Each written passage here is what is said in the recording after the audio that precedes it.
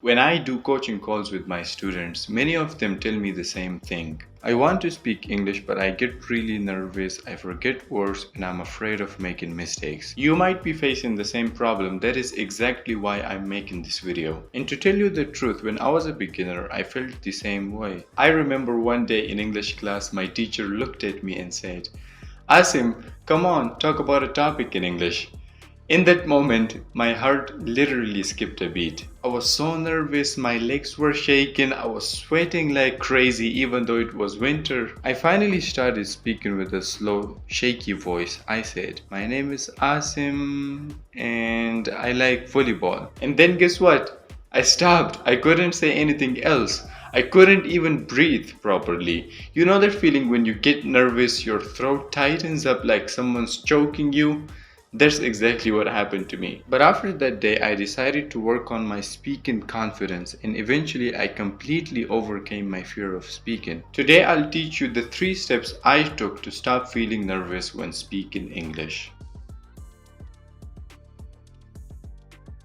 Most of the time, we're afraid of speaking because we're worried we'll make mistakes and people will notice, judge us, or even laugh. Mistakes hurt our ego, especially as adults. We feel like we should already be good at everything, so we avoid the thing we're not good at. We think, what will people think if I make a mistake? But here is the mindset shift that helped me a lot. Start treating language learning like a child does. Kids have no ego. They're bad at everything, but they don't care. They just try. If they make mistakes, they laugh it off and move on. They don't worry about what others think about them. They just speak. That's how you should approach learning English, because mistakes are not bad. They're necessary. If there were no mistakes, there would be no progress. Mistakes are how we learn and grow. Also, mistakes are inevitable. You will make them, so make peace with them and don't fear them. Even English teachers, even I, even native speakers make mistakes sometimes. So it's okay if you do. Everyone feels nervous at the beginning. They get stuck, they forget words, and they feel awkward. But the more they practice, the better they get. It's like learning to ride a bike. My first try was terrible. I fell straight away. But after 10 tries, 20, 30 tries, I finally learned how to balance. Speaking English is the same. Your first 10, 20 conversations might feel rough. You will get stuck, you will make mistakes. That's normal. But with every conversation, it gets easier. Repetition builds confidence. If you learn one thing from this video, let it be this. The more you speak, the easier it gets. Even right now, if you feel nervous, you get stuck, you make mistakes, just keep going. You have to get through the struggle chapter before speaking becomes effortless. For now, all you have to do is keep practicing, keep having more and more conversations, and you will get there.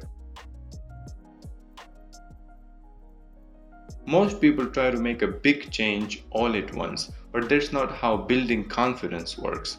You don't become a fluent speaker overnight. You get there by slowly and steadily expanding your comfort zone. Let's say right now you can't even say a full sentence in English, and I told you, go talk to a native speaker for 1 hour. That would feel impossible, right?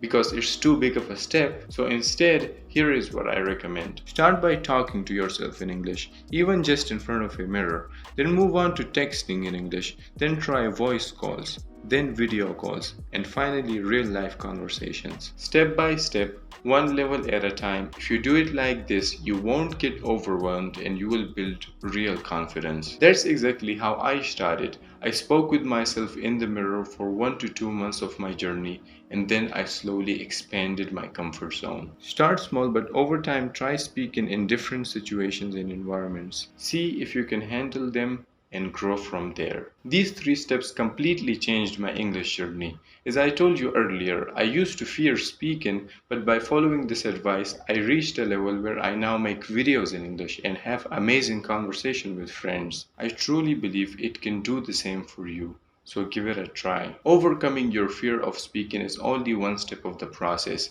If you want to know the exact system I followed to become fluent in English, watch this video next. I explained everything you need to know in there, step by step. Okay, I hope this lesson was helpful. See you in the next one.